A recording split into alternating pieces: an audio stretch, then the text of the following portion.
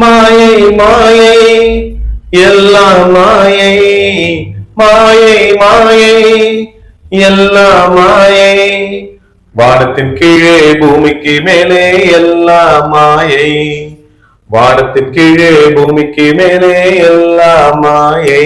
ஏங்க? ஆமா வந்துட்டேங்க. என்ன விஷயமா?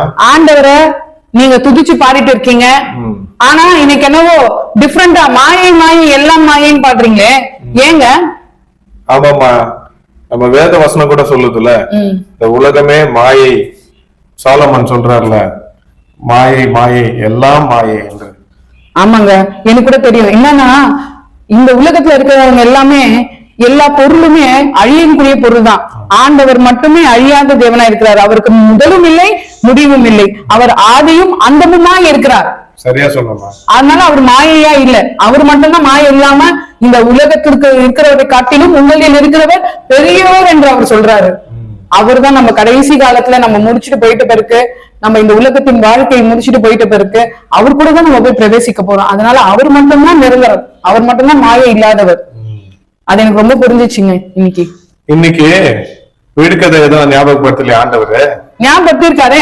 என்ன வீடுகதை? சரி கேக்குறேன், கேளு பாக்கலாம். வியூவர்ஸ், உங்களுக்கு இந்த விடுகதைக்கான ஆன்சர் தெரிஞ்சுச்சுன்னா நீங்க கமெண்ட் பாக்ஸ்ல கண்டிப்பா கமெண்ட் பண்ணுங்க. ஈஸியான கேள்விதான். இது எந்த புத்தகத்துல இருந்து எடுத்திருக்கேன்னா பிரசங்கி. பிரசங்கியின் பிரசங்கத்திற்கு பிடித்தமான தலைப்பு அது என்ன தலைப்பு? உங்களுக்கு விடை தெரிஞ்சுச்சுன்னா கமெண்ட் பாக்ஸ்ல ஆன்சரை கமெண்ட் பண்ணுங்க. வியூவர்ஸ் கரெக்ட்டா பதில் சொல்லிடுவாங்க. கண்டிப்பா ஜெபிக்கலாங்க. ஜெபிப்போம். அன்பின் பரம தந்தையே, இந்த நாளுக்காக உமக்கு நன்றி செலுத்துகிறோம். நீரே நிரந்தரமான கடவுள் என்பதை நாங்கள் விசுவாசிக்கிறோம். இந்த உலகத்திலே காணுகின்ற மனிதர்கள் சில நேரங்களிலே மாய்மாலமாக மாயையாக அவர்கள் வாழ்ந்து கொண்டிருக்கலாம். நாங்கள் காணுகின்ற எல்லாமே மாயை மாயை என்பதை உமது திரு வசனத்தின் வழியாக எங்களுக்கு நீர் உணர்த்தினீரே, அதற்காக உமக்கு நன்றி செலுத்துகிறோம்.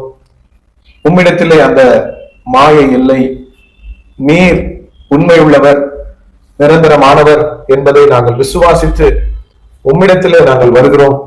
நீர் எங்களை ஏற்றுக்கொள்ளும், அரவணைத்து சேர்த்துக் கொள்ளும் ஆண்டவரே. எங்களை ஆசீர்வதித்து பலப்படுத்தும்.